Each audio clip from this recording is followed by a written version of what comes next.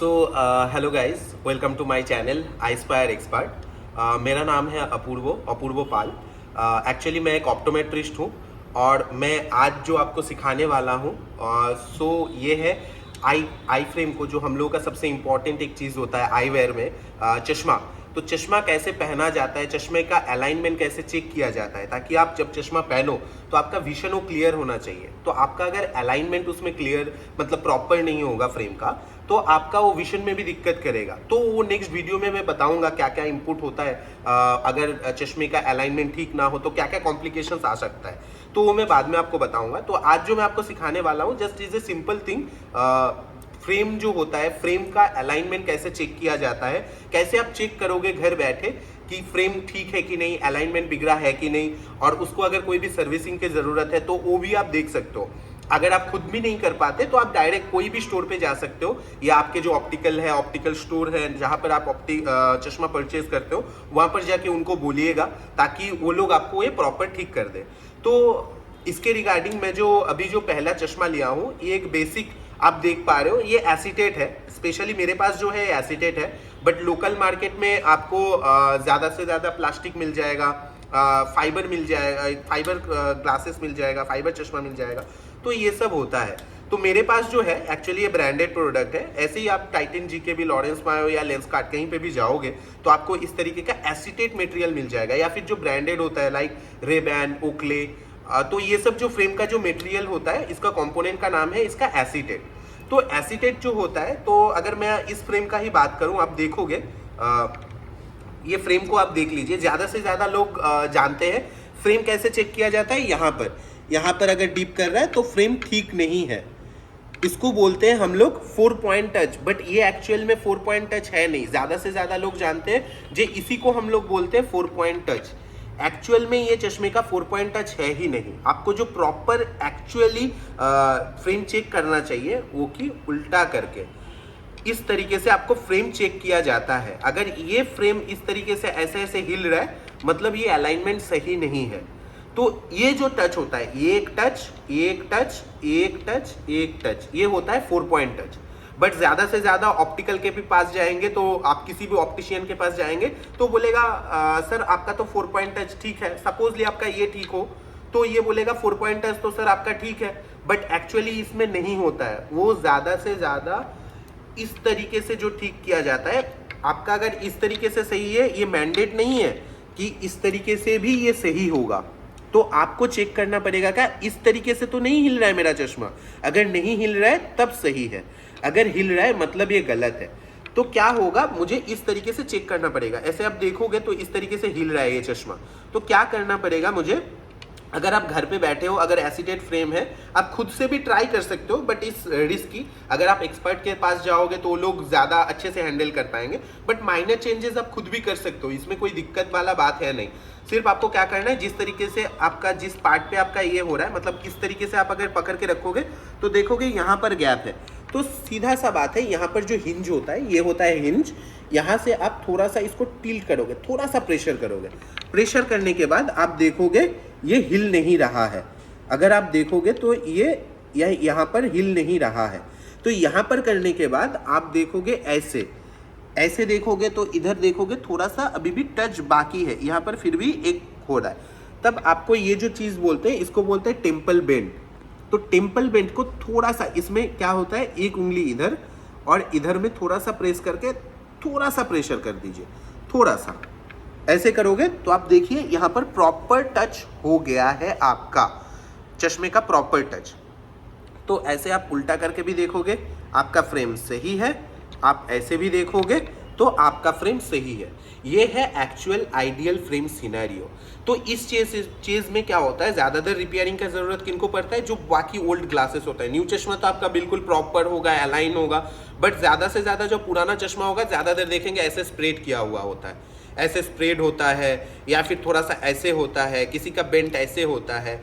तो जितना भी पुराना चश्मा हो, अगर आपके पास हीटर वगैरह है, अगर ये एसीटेट है या फिर आप सेलुलॉइड भी है, तब भी ये जो मटेरियल है ये हीट को एजम्पशन करता है। हीट देके थोड़ा सा इसको टिल्ट किया जा सकता है। ये जो पूरा पार्ट है इसको मोल्ड किया जा सकता है हीट देके। बट हीट देने के लिए आपके पास क्या होना चाहिए, सबके घर पे तो जनरली वार्मर वगैरह होता नहीं है, इसको एक्चुअली वार्मर में गर्म करना पड़ता है, तो सबके घर पे वार्मर होता नहीं, तो आप घर पे जो हेयर ड्रायर है उससे भी कर सकते हो। बट एक चीज़ का ध्यान रहे, जब भी आप हेयर ड्रायर से कोई भी पार्ट, कोई भी चीज़ को पकड़ के चलो, आपको यहाँ से बेंड करना है, यहाँ से कुछ मटेरियल को बेंड करना है, इसको बोलते हैं डीबीएल। इस चश्मे का इस पोर्शन को बोलते हैं डीबीएल। अगर आपको यहाँ से टाइट करना है तो आपको क्या करना पड़ेगा, इस पोर्शन को हीट देना पड़ेगा, पर्टिकुलर इस पोर्शन पे। तो जब आप इस पोर्शन पे हीट करोगे तब एक सेलवेट या कपड़ा लेके आपको ऐसे लेंस को क्लोज कर देना है, ब्लॉक कर देना है, दूसरे सेलवेट से इसको ब्लॉक कर देना है। ब्लॉक करने के बाद इसमें उंगली रख के थोड़ा सा इसमें वार्मर देके या फिर आप हेयर ड्रायर देके हीट कर सकते हो। तो थोड़ा सा ही हीट करना है, ज़्यादा हीट नहीं करना, क्योंकि ज़्यादा हीट करेंगे तो फट जाएगा। तो थोड़ा सा हीट करना है। थोड़ा सा हीट होने के बाद आप इसको हटा सकते हो, ऐसे करके थोड़ा सा ऐसे, थोड़ा सा यहाँ पर बीच में ऐसे करके उंगली देके, ताकि थोड़ा सा लाइट प्रेशर देना है। ऐसा नहीं है ऐसे करोगे तो, ऐसे करोगे तो फट करके टूट जाएगा यहाँ से। तो आपको लाइट प्रेशर देना है, हल्का सा प्रेशर देना है। ऐसे करोगे तो थोड़ा सा टिल ठीक हो जाएगा, ठीक है। बाकी आप यहाँ पर हीट देके यहाँ पर भी आप प्रेस करके कर सकते हो, यहाँ पर भी प्रेस करके कर सकते हो।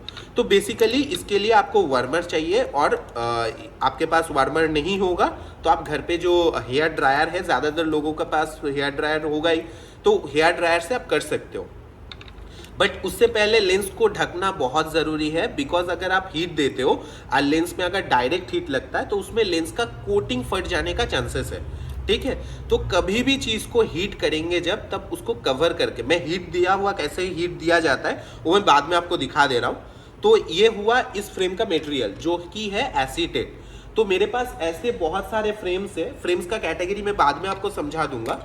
बहुत सारा फ्रेम्स है, लाइक ये है आपका सुप्रीम स्टील या फिर स्टील का फ्रेम, मेटल का फ्रेम आप बोल सकते हो मार्केट में। ये जो है आपका, ये फ्लेक्सिबल मटेरियल है, ये जो चीज़ है ये फ्लेक्सिबल मटेरियल है, जिसको बोलते हैं हम लोग लाइट वेट मटेरियल। ये TR90 से बना हुआ होता है, थर्मोप्लास्टिक मटेरियल होता है। तो बेसिकली ये देखने में तो बहुत लाइट है, सुंदर भी होता है एंड बहुत लाइट होता है। बट इसका एक ड्रॉबैक है, इसको आप ज़्यादा से ज़्यादा टाइट नहीं कर सकते, बिकॉज ये हीट को लेके, हीट को एजम्पशन नहीं करता है। हीट अगर देते हो तो ये फट जाता है। ये जो चश्मे का जो भी रिम है वगैरह है, अगर हीट करोगे ये फट जाएगा।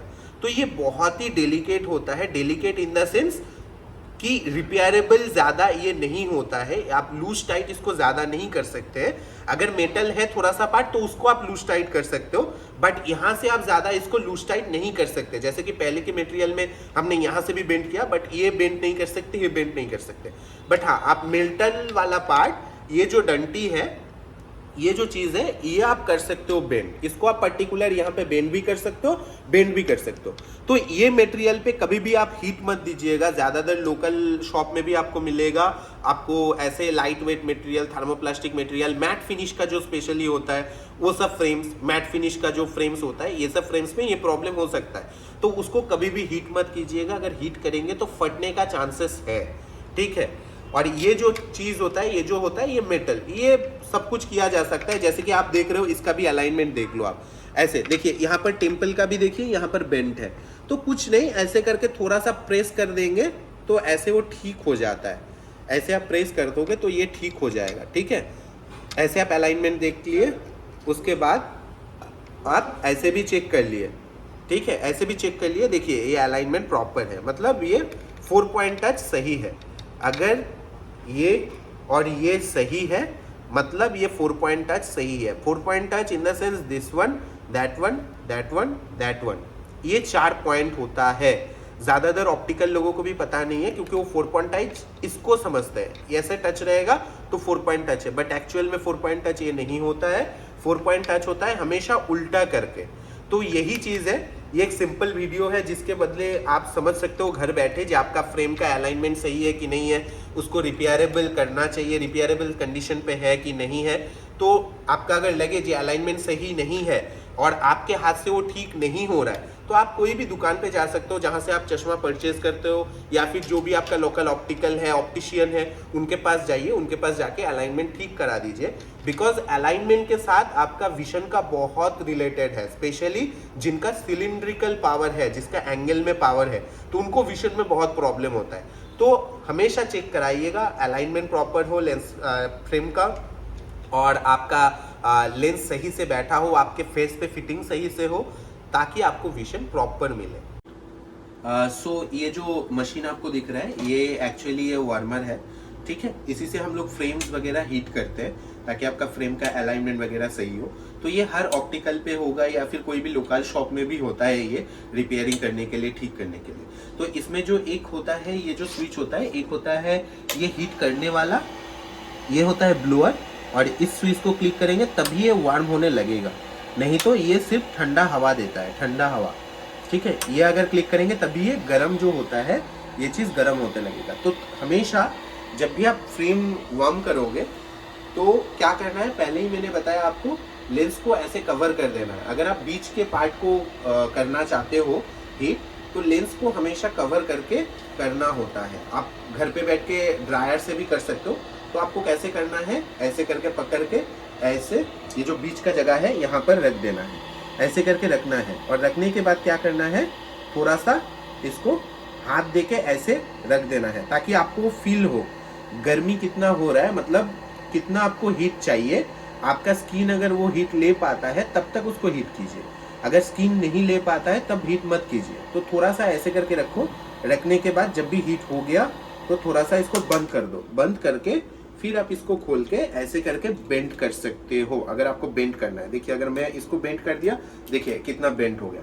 सो यही फ्रेम देखिए आप कितना टाइट हो गया है, ये देखिए कितना आपका टाइट हो गया। तो इसको अगर ढीला करना है, अगर किसी फ्रेम्स को टाइट से लूज भी करना है, तब आप क्या करना है, सेम चीज प्रोसीड्यूर हीट करना है। थोड़ा सा ऐसे करके इसके बीच में ये जो चीज है ये सपोर्ट होना चाहिए आपका, ये उंगली का सपोर्ट आपका होना चाहिए। ऐसे करके बस थोड़ा सा प्रेशर करो। तो प्रेशर करते हुए आपका यही चीज मैं बार बार बोल रहा हूँ, मटेरियल को पहले समझना होगा। ये एसीटेट है, सेलुलॉइड है तो सही है, अगर ये प्लास्टिक है तो फट जाएगा, अगर ये थर्मोप्लास्टिक है तब भी फट जाएगा। तो उस चीज को आप हीट मत कीजिए। आपका फ्रेम अगर सेलुलॉइड है, आपका फ्रेम अगर एसीटेट है, तभी वो चीज कीजिएगा। अगर नहीं करते हो, आप ऐसे ही हीट दे देते हो रैंडम कोई भी फ्रेम पे, तो आपका फ्रेम टूट जाएगा। तो ये चीज पे ध्यान होना चाहिए, must. That's it. So thank you so much guys. अगर आपको ये वीडियो इंफॉर्मेटिव लगा तो प्लीज चैनल को सब्सक्राइब कीजिएगा, लाइक कीजिएगा, शेयर कीजिएगा, और कमेंट तो बिल्कुल कीजिएगा। अगर कोई भी दिक्कत होता है तो आप डायरेक्ट कमेंट पे लिखिए, मैं आपको वहां पर रिप्लाई दे दूंगा। Thank you so much.